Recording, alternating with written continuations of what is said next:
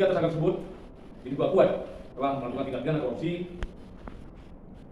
dalam hal pemberian dana hibah oleh Pemkab Logan Hilir yang nilai SP2D yang dicairkan di rekening kas daerah yang diterima oleh rekening kas Bawaslu Kabupaten Logan Hilir tahun 2019-2020 yang nilainya sebesar 19.350 juta rupiah.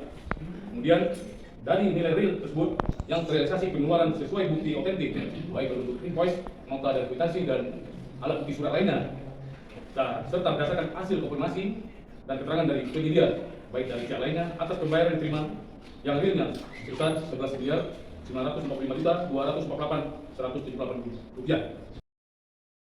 Tersangka, maka dari ekspos gelar perkara yang langsung kami pimpin bersama penyidik Logan Hilir, maka pada hari ini penyidik menetapkan 3 orang tersangka, di mana 3 orang tersangka tersebut dari hasil gelar perkara kemarin dan pada hari ini penyidik menyimpulkan terhadap 3 orang tersangka tersebut diduga kuat telah melakukan tindak pidana korupsi dalam kegiatan penerimaan dana hibah Bawaslu dari Pemkab Logan Hilir ke Bawaslu Logan Hilir. Ketiga tersangka tersebut berdasarkan surat perintah penyidikan khusus pertama Prin 03 garing L.6 garing kami ulangi titik 24 garing FG titik 1 garing 11 garing 2022 tertanggal sekarang 3 November 2022 atas inisial AS yang pada saat kejadian tersebut menjabat selaku koordinator sekretariat di Bawaslu Logan Hilir. Kemudian tersangka kedua berdasarkan sprint khusus nomor PRIN 04 garing L.6.24 garing FD.1 garing 11 garing 2022 tertanggal 3 November 2022 penyidik menetapkan tersangka atas nama HF yang saat kejadian tersebut menjabat juga selaku koordinator sekretariat di Bawaslu. Dan yang ketiga, penyidik dengan berdasarkan sprint khusus PRIN 05 garing L.6 garing titik 24 garing FG titik 1 garing 11 tahun 2022 kami ulangi tanggal 3 November 2022 atas nama tersangka R. R ini adalah tenaga honorer di Bawaslu yang berperan dalam melengkapi administrasi selaku operator di Bawaslu sendiri. Ketiga tersangka tersebut diduga kuat telah melakukan tindak pidana korupsi dalam hal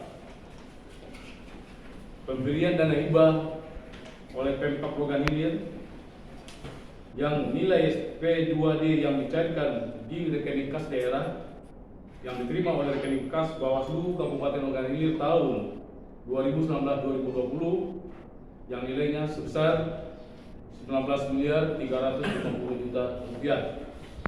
Kemudian dari nilai real tersebut yang terrealisasi pengeluaran sesuai bukti otentik baik berbentuk invoice, nota dan kwitansi dan alat bukti surat lainnya, serta berdasarkan hasil konfirmasi dan keterangan dari penyedia baik dari pihak lainnya atas pembayaran yang diterima yang realnya sebesar 11.955.248.178 rupiah. Berdasarkan hasil dari ahli dari BPKP yang mana BPKP Provinsi Sumatera Selatan berdasarkan LHP garing R garis datar 354 garing PW 07 garing 5 garing 2022 tanggal 15 Agustus 2022 diketahui terdapat perbuatan membuat pertanggungjawaban fiktif atau markup terhadap pengelolaan dana hibah yang dilakukan oleh para tersangka tersebut, sehingga merugikan keuangan negara lebih kurang sebesar 7.806.543 rupiah. Sedangkan modus operandi yang dilakukan oleh para tersangka membuat pertanggungjawaban fiktif markup terhadap pengelolaan dana hibah sebesar 19 miliar sekian yang dilakukan oleh para tersangka tersebut di atas. Sementara para penyidik telah memeriksa lebih kurang 52 saksi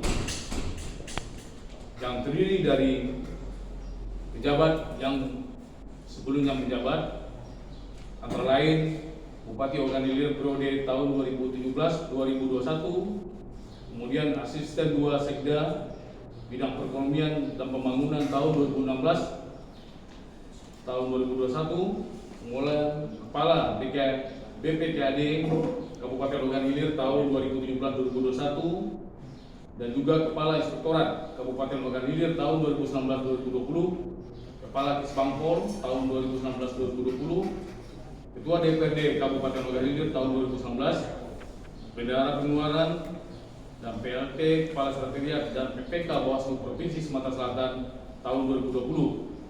Kemudian 10 orang saksi dari Bawaslu Kabupaten Ogan Ilir, 16 Ketua Panwascam se-Kabupaten Ogan Ilir, 16 orang bendahara Panwascam se-Kabupaten Ogan Ilir, dan termasuk juga tempat kegiatan BITEK General Manager Hotel Emilia serta pemilik toko terkait dengan APK negara. Maka dari itu, penyidik Ogan Ilir yang telah kami sampaikan tadi telah menetapkan 3 orang tersangka dalam dugaan tindak pidana korupsi pemberian dana hibah oleh Pemkab Ogan Ilir kepada Kabupaten Ogan Ilir. Kami rasa demikian untuk sementara, itu yang perlu kami sampaikan kepada masyarakat dan rekan-rekan pers media yang selama ini ditunggu-tunggu. Artinya kami penyidik Ogan Ilir tetap bekerja profesional, semata-mata adalah penegakan dan kepastian hukum. Saya demikian, saya sudahi dengan wabillahi taufiq wal hidayah. Wassalamualaikum warahmatullahi wabarakatuh. Tersangka tersebut sudah ditahan atau belum, Pak? Apakah ada tersangka lain dan pasal apa yang kita sangkakan? Baik, terima kasih dari Iwan. Untuk press release hari ini kita menyampaikan penetapan terhadap tersangka.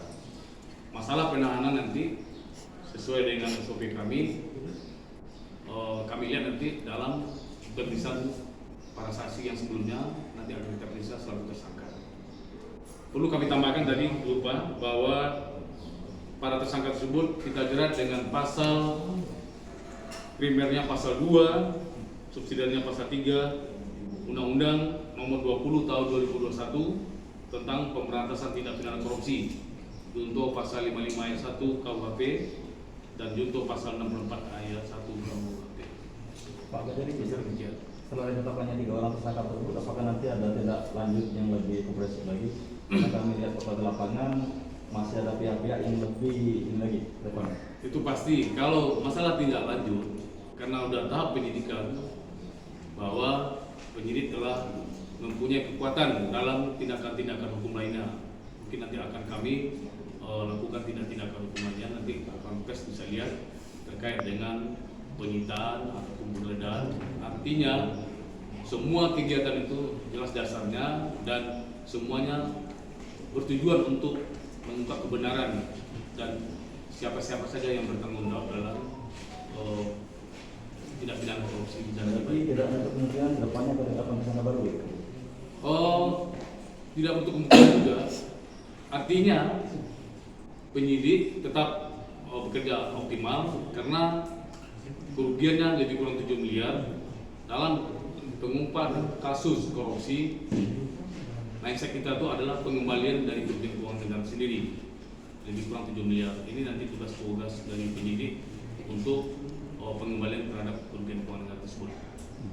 Pak, salah satu tersangka yang nomor 1 dari inisial AL itu kan benar-benar kasusnya juga sudah ada di kabupaten lain. Sementara di sini juga ada kasus yang sama. Ini prosesnya nanti seperti apa? Baik, terima kasih kawan-kawan pers. Memang ada salah satu tersangka A yang sekarang kemarin kami koordinasi dengan Kejari penyidik di Kejaksaan Negeri Lubuk Linggau. Tersangka A tersebut telah melakukan tindak pidana korupsi di Bawaslu juga, yang kerugiannya kalau nggak salah kami 2 miliar. Kemarin telah dituntut oleh jaksa penuntut umum dan putusan kemarin telah tapi belum inkrah, telah diputus oleh hakim kemarin, hakim tipikor di Palembang, tersangka A ya. Dan di OMI tersangka A juga melakukan perbuatan yang sama, namun tetap praduga tak bersalah tetap melekat kepada para tersangka. Nanti proses persidangan nanti yang bisa kita lihat apakah sejauh mana perbuatan para tersangka tersebut dimintakan pertanggungjawaban, karena terkait dengan korupsi dan kerugian keuangan negara yang cukup signifikan sebesar 7 miliar tadi. Itu. Ada Dua alat bukti di KUHP bicara penyelidikan ke penyidikan, 2 alat bukti tadi kami sampaikan bahwa 2 alat bukti tersebut antara lain adalah keterangan para saksi, kemudian keterangan dari ahli, dalam hal ini BPKP terkait dengan kerugian keuangan negara yang 7 miliar, dan alat bukti lainnya seperti surat dan dokumen yang kami tadi sampaikan berupa invoice ataupun SPJ yang kuat dugaan itu adalah fiktif. Itu udah 3 alat bukti lebih, jadi bukan 2 alat bukti lagi, lebih dari 2 alat bukti. Pak, dari ketiga tersangka itu apa sudah ada upaya untuk mengembalikan kerugian negara atau bagaimana? Untuk sementara di tahap penyidikan kami melihat belum ada niat baik dari para tersangka untuk mengembalikan. Namun kami penyidik berkeyakinan bahwa dalam proses persidangan nanti pasti kami akan mengungkap terhadap pengembalian kerugian keuangan tersebut, karena bisa jadi mereka di penyidikan masih menyampaikan tidak seluruhnya, nanti di pada persidangan nanti akan menjelaskan. Ada yang lain? Bungkus, di luar kan isu yang berkembang itu selalu dihembuskan para komisioner Bawaslu yang selalu dihembuskan, tapi faktanya ternyata hanya para sekretariat yang jadi tersangka. Staf-stafnya aja. Ini Bahkan ada yang honorer. memang selama ini seperti apa? Maksudnya apa memang tidak terbukti keterlibatan dari komisioner itu sendiri? Baik, pertanyaan cukup bagus saya rasa, bahwa bicara penyidikan, bicara penetapan tersangka, kita bicara alat bukti. Yang tadi saya sampaikan, untuk sementara alat bukti untuk 3 para tersangka kami rasa cukup, dan tidak menutup kemungkinan nanti kalau dalam sesuai dengan proses nanti di tahap penuntutan, inilah tugas tanggung jawab dari kawan penyidik yang mungkin nanti juga selaku penuntut umum untuk mengungkap kasus ini, apakah ada pihak-pihak lain yang bisa diminta pertanggungjawaban. Silakan nanti kawan-kawan pers untuk memonitor. Bungkus.